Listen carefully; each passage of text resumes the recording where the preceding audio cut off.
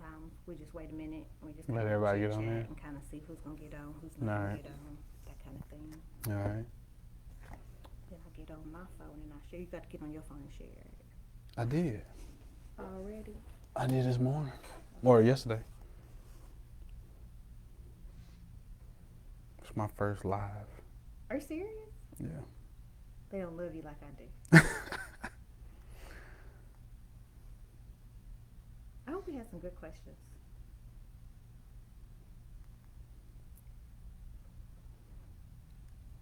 So you said share it. I already shared it. You want me to share it again? Because now you're sharing the I'm live. Oh. Oh, bless it. How do I do that? It ain't pulled up yet. Oh, hold on. It should. It did not. You don't know how to go to your page? Yeah. Where is your wife? Go back to.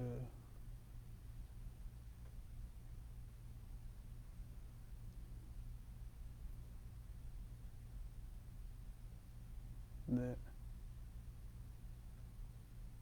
Go back to my home. I can't see if anybody's on because I'm over here playing with you. How you see where anybody's on? There you go.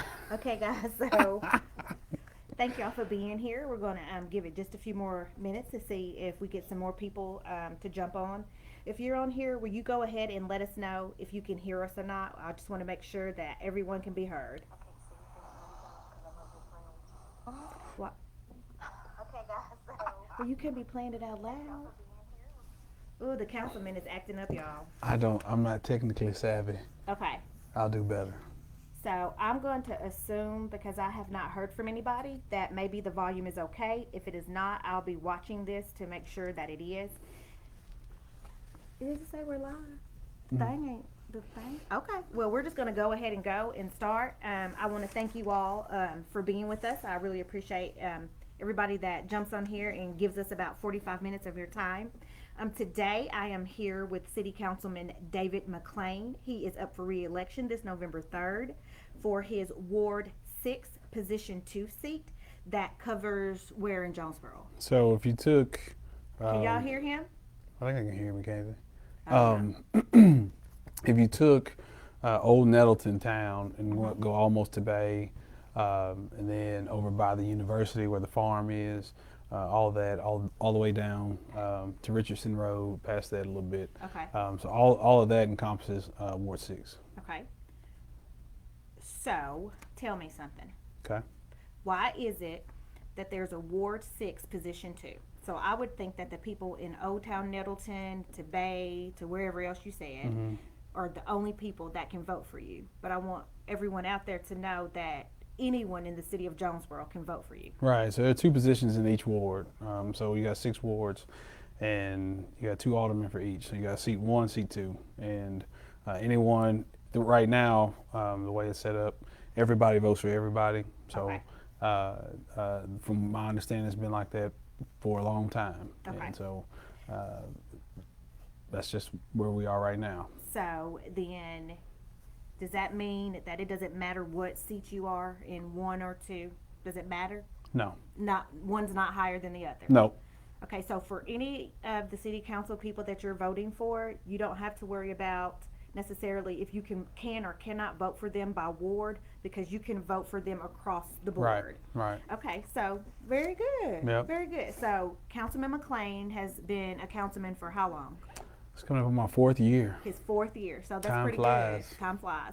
So tell us what was it inside of you that said, this is what I want to do. I want to be involved in the city of Jonesboro. Yeah, so when I decided to run, the big thing was I wanted to run to help make our city better, not only for my family, but for everybody's family.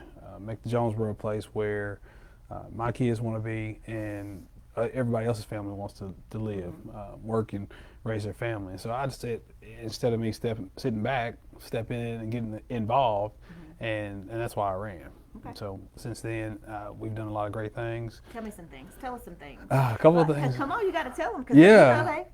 That's your, what you call it, your audience. So some things we've done, we've made our city more connected. Okay, we've done more as far as we've invested more in sidewalks. We've Yes. invested more in our infrastructure. So that public infrastructure that's important to you when you drive, the infrastructure if you don't have a car and you're walking, those things we've improved those. We're still working on them. We're still getting better, but we've made investments in that. We've spent alone about $6 to $7 million that we had to have. That was our matching portion of STIP grants. Now, STIP grants, hold on, Okay. STIP grants. Because y'all heard him say 67 million. 6 to 7. Well, that's still 6 to 7. That was our matching portion of Okay. STIP projects. STIP projects come from the state, transportation projects that help us. The overpass is one in Okay. Ward 6. That's the one over Highland. Okay, yeah. So that's Which part is of his ward. it is, and so And that's called the what bypass?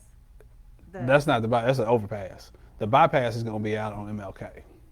Oh, and since you brought up MLK, okay, so we know that there was some controversy Right. with renaming Commerce Drive Yes. for Martin Luther King Jr. Yep. And it got very bitter.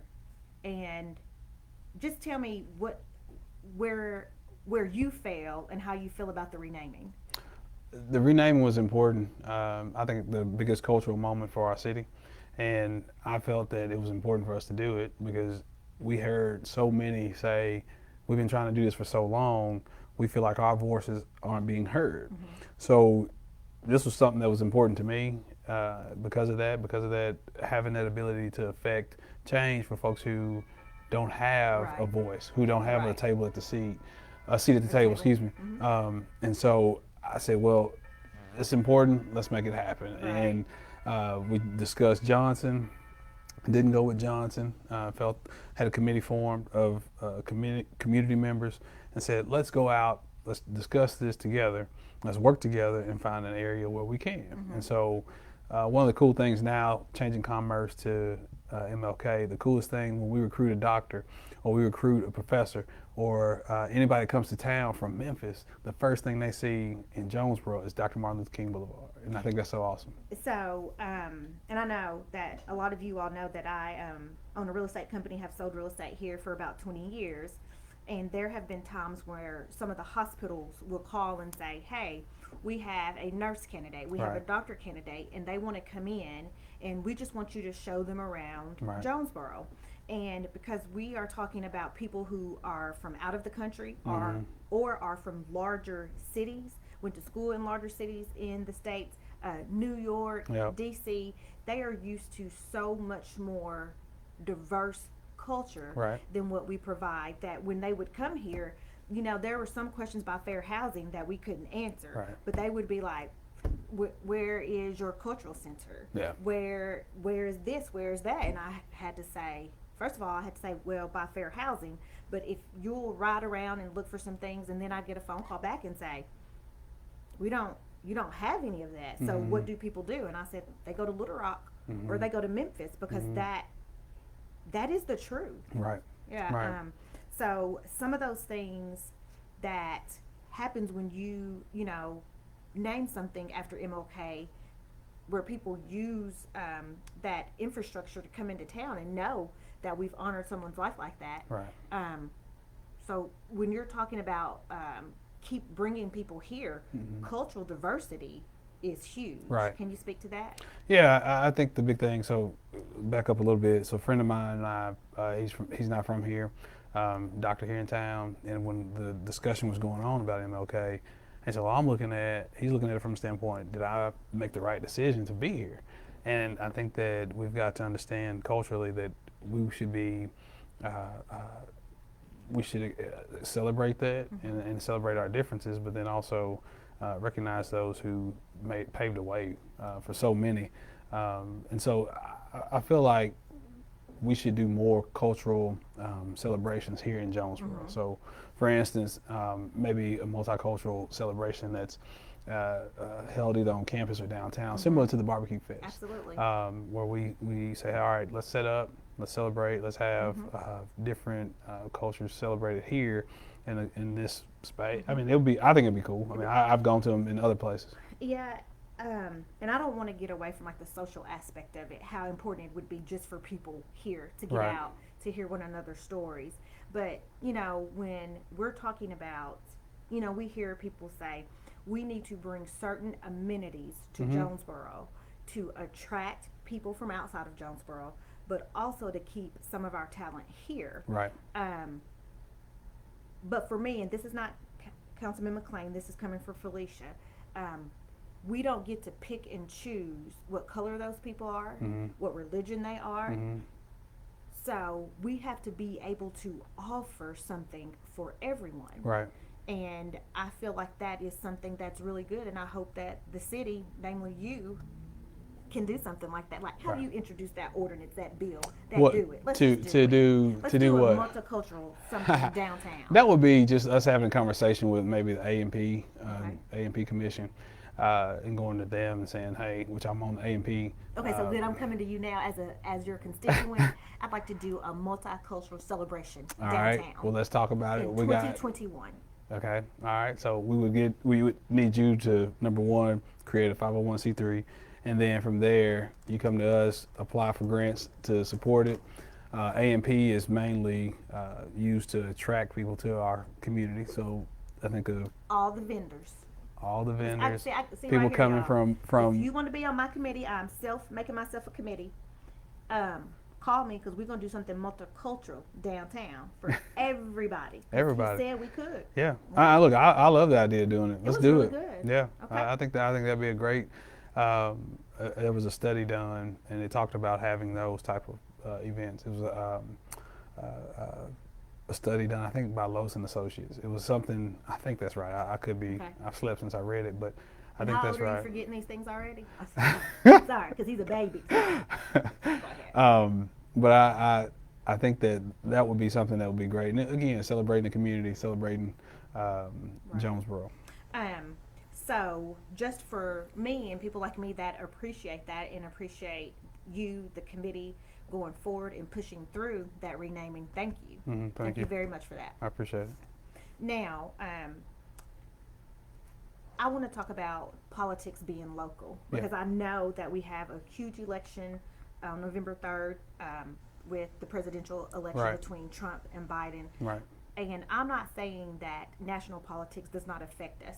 There is that trickle down. Right. But I know for sure that our local politics, our mayor's race, our councilman races, our quorum court races affect us directly. Right. Can you speak to local politics and how that touches everybody in this city? Yeah. So I think, in my opinion, all politics is local. So we have to understand that the mayor, city council, all that affects everything. So when someone says, well, how, you have to look at, well, how many commissions does the mayor or committees does the mayor appoint people to? Similar to like the president, where the cabinet. Yeah, so that. But then I mean, even when you start talking about, when we looked at the Dr. Martin Luther King Boulevard, well, a committee was formed. Right. All right, and then also you start looking at the sidewalk ordinance. Well, a committee was formed to help with that as well. So the mayor is the one that put the committee together, and we confirmed it with the council. So I think all politics is local. You have to understand that the decisions we make in terms of how much money is spent on transportation locally, like I said, our infrastructure, all that stuff has a big effect on our community every day. I mean, whether we spend money on roads or not has a big effect, whether or not you drive down the road and you hit a pothole. I'd like to talk to you about that, Councilman. So right here, there's a stoplight I want to talk to you about. Okay. You want one, or you're saying we need to fix it? I need you to fix it. Okay. Like, if someone in the public has questions or comments or concerns about things like that, who do they talk to? Do they find their city council person? Do they write a letter to the editor?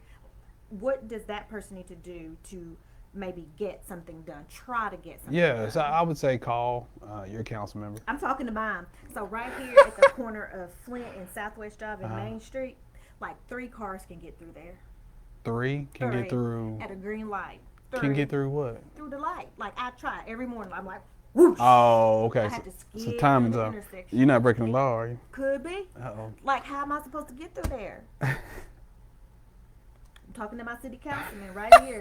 He's gonna fix that timing of that light. Send me. I mean, You could call me, email me, whatever. I mean, people get in touch with us via our email. If you go to the city website, Right, everything's cityofjonesboro.org, on there. yes, all our contact information is What there. is your contact info? What is your email address? My email address is david.mcclain@jonesboro.org. david.mcclain@jonesboro.org. And I'll Yes. say it again.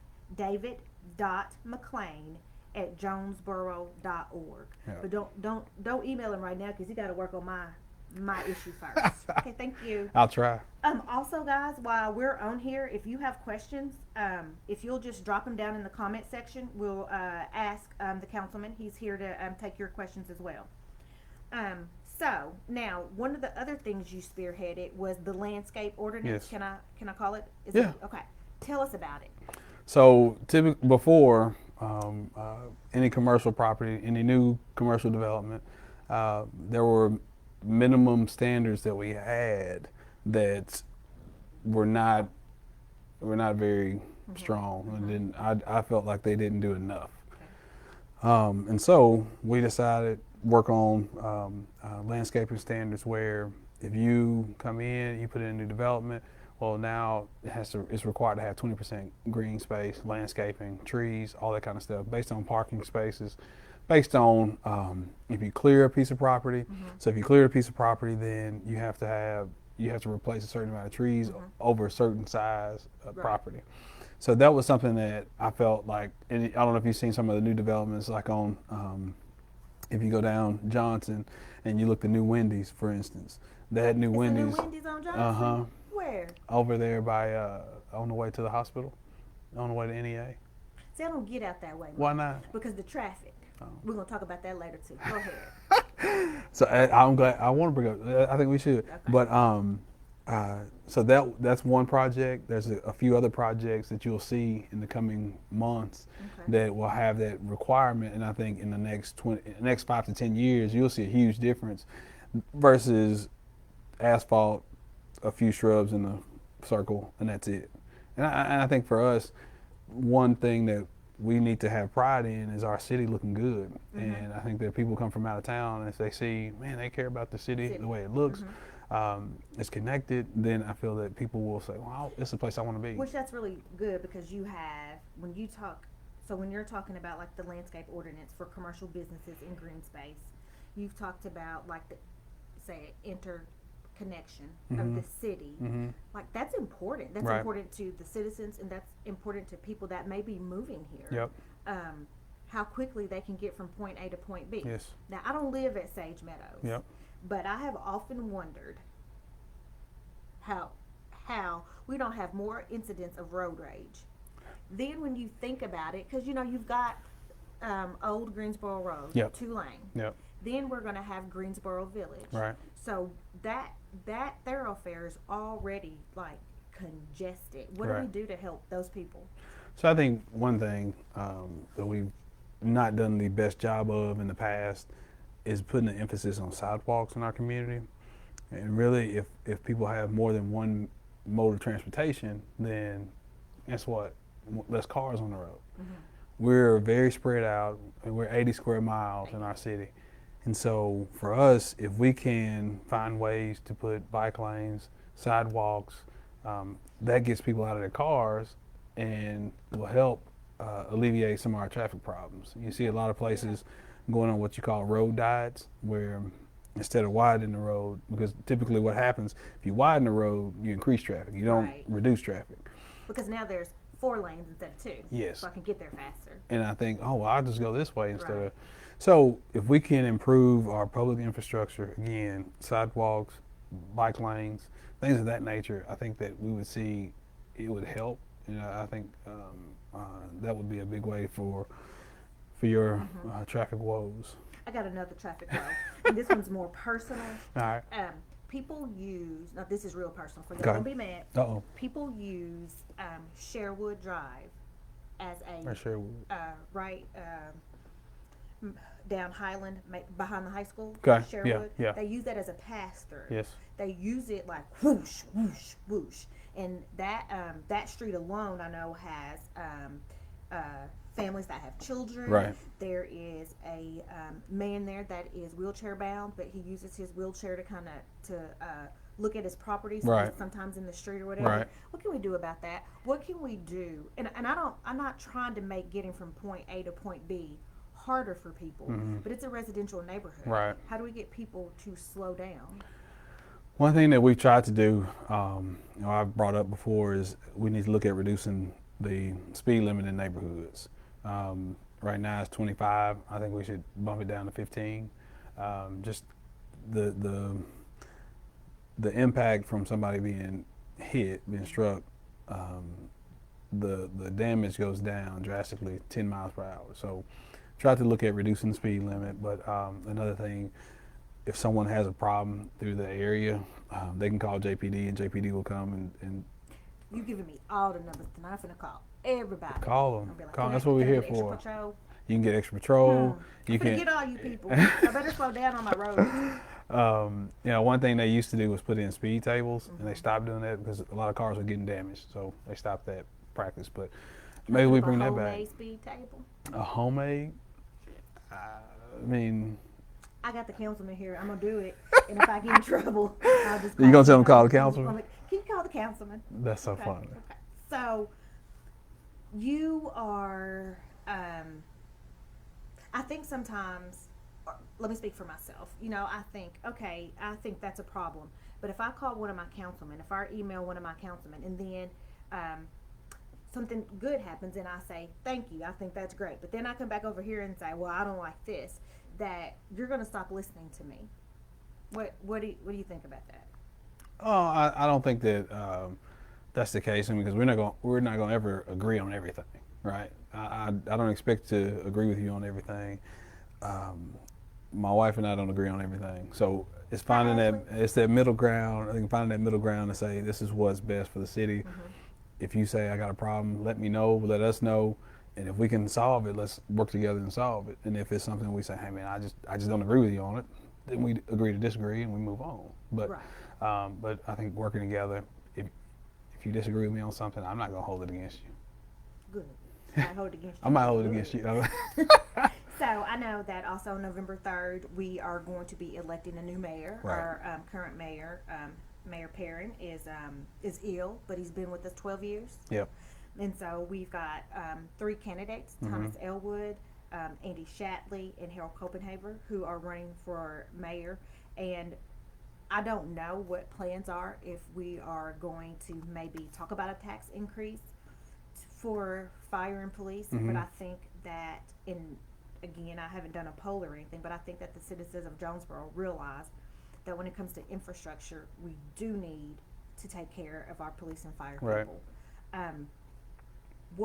And I know this is a hypothetical, would you be in favor of something that is specifically geared towards taking care of fire and police? I think if it's done the right way, absolutely. But the way our state works is we as the council don't have the final say in a sales tax increase.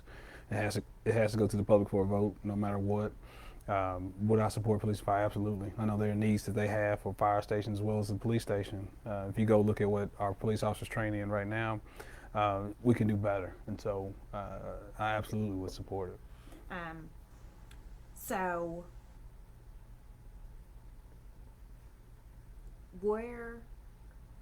So can I ask you, I know you can't say what the city council would do, but you personally would vote for something that would be just geared towards city? Just for public safety? Yes. Yeah. I like that. Okay, good. Okay. If it's right, I mean, again, if it's right, gotta be written right. It's gotta yeah, be, yes, all that, yes, okay. absolutely. And that's a big thing too, is that, and I know we keep kind of I kind of go back to a couple years ago where we had the 1 cent sales tax that that failed. Right. I, of course, have my own ideas of why that failed. One of those, just personally, being that I was not convinced that, since I did not know this is what the money's going to go for structurally, I don't feel like giving anybody in government a blank check. But I was good with fire and police. Right. So I just encourage whoever the powers are that be, that I think this community will definitely vote for something to take care of police and fire. Yeah. So I think that's very important. And to your point about infrastructure, that's important too when Right. people are moving to town or Yep. people that are in town, because who can get to me if I Right. need something? Right. So, And I think another thing we got to look at too is start to look at our quality of life things as investments, and understanding that those are economic development tools. When you're trying to sell a house to someone from uh, uh, out of town, maybe that's moving here for a job, well, and they ask you a question, well, and I'm sure you've heard, well, what can I ride my bike? Well, where can I go do X, Y, and Z? Well, can we say here's where you can go do Right. that? And I think we have to understand that those things are economic development. They can be a big driver for the economic development. So, and I know you know this because I have talked to you in the city council about this, because yes, this is going to be my 10th time telling somebody I am bitter about this in the Airbnb ordinance, but we're not going to go down that road, Colin. But we had someone come in from like Wisconsin to come in just in the last 2 months, because they're not going anywhere far because of the pandemic, but we had a pool, so they would come in with a pool. And we happened to look under the garage and they had all their bikes. So we kind of go outside to say, hey, we see you brought your bikes down with you. And they're like, yeah, like, where are we supposed to ride it? And I was so excited. I was like, we have Craighead Forest Park. And they're like, yeah, we've been there twice. Where are your bike trails and whatever? And I was like, well, I think it's really safe to be, just trying to find something to tell them why we didn't have more bike trails, Right. more of those kind of things, especially during a pandemic where they can't be around a lot Yes. of people, Yes. but they want to get outside. Yes. So, And that's a big deal. I mean, we got to understand that is a really it can be a catalyst for so much more, And I know before we've thought of economic development as manufacturing, having low expenses in our town. But when I feel like if we can finally get this last piece, that we could really see some tremendous growth. And I think some folks will say, well, we're still seeing growth. We are, but we've seen it to the detriment of the rest of the Delta. correct. Yeah. That's a really good point. Okay. So, I have a star by the word diversity. Okay. All right. So, what you think about it? Overall, in the city, in city government, on city committees, do you think that African Americans, American Asians, or Asian Americans, I'm sorry, our Hispanic population, do you think that black and brown Jonesborians, is that what we are? Is that I don't know. Arizonians? Jonesboro? You said Arizona. Jones? Say it. What would we be? I don't know. Arkansans. Do you think that brown citizens of Jonesboro are represented in government and on government committees?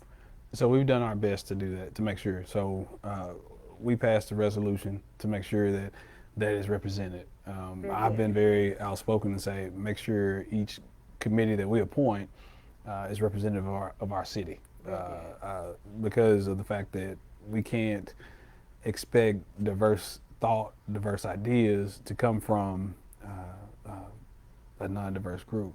Now, I think diversity can be more than just color, right? I think it can be socioeconomic, all those things, education, everything. We need to make sure we have that mix. Everybody have a seat at the table. Everybody, and I think that's the thing. Make sure that when the mayor sends us names for nominating for committees, I mean, we send it back to him and say, hey, we need more. Yes. Okay. I mean, I've been very outspoken for that reason. Say, hey, look, this doesn't look like the rest of our city.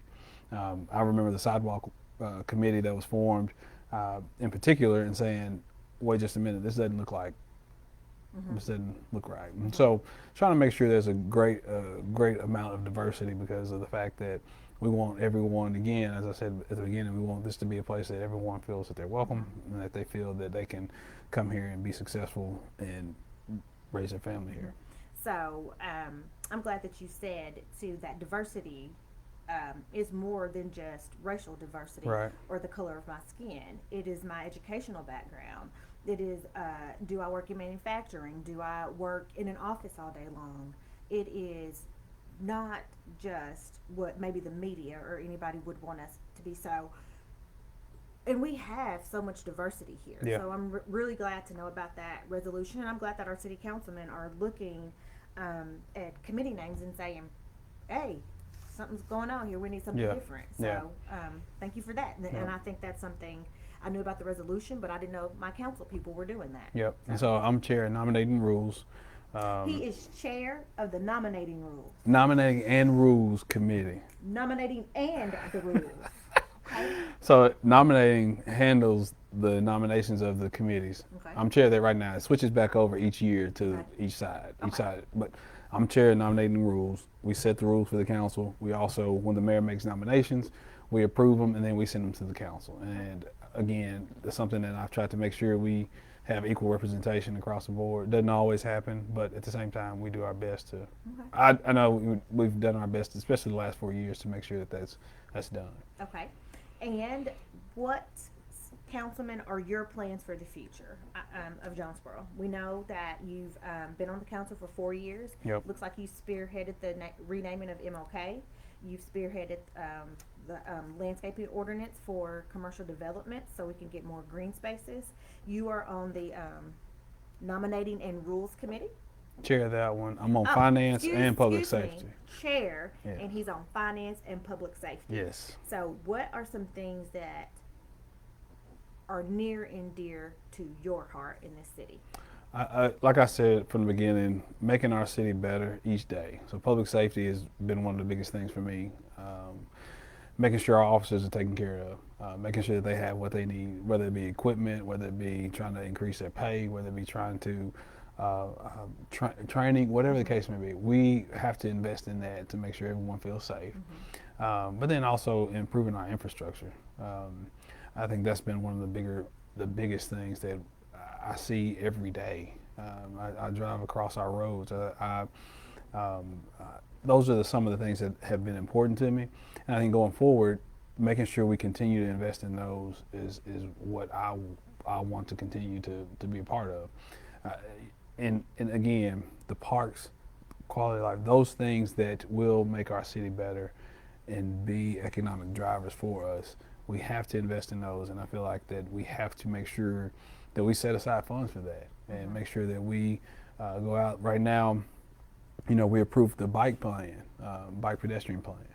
And No, tell us about it. so we approved a bike pedestrian plan a couple years ago. Everyone that's biking has little ones that like to bike, so Yep. we've got a bike pedestrian plan that Yep. has been approved. Yep. So we approved that. Well, now it takes money to fund it, right? So there's a trail that we've talked about, and I think it's going to be really cool because it's going to connect in Ward 6. It's going to connect University Heights all the way to ASU. Okay, that's very good. Yeah. And if you go part of over there off of Aggie right now, you can, if you live in the nearby neighborhoods, you can get on the sidewalk and walk to University Heights, both schools. Okay.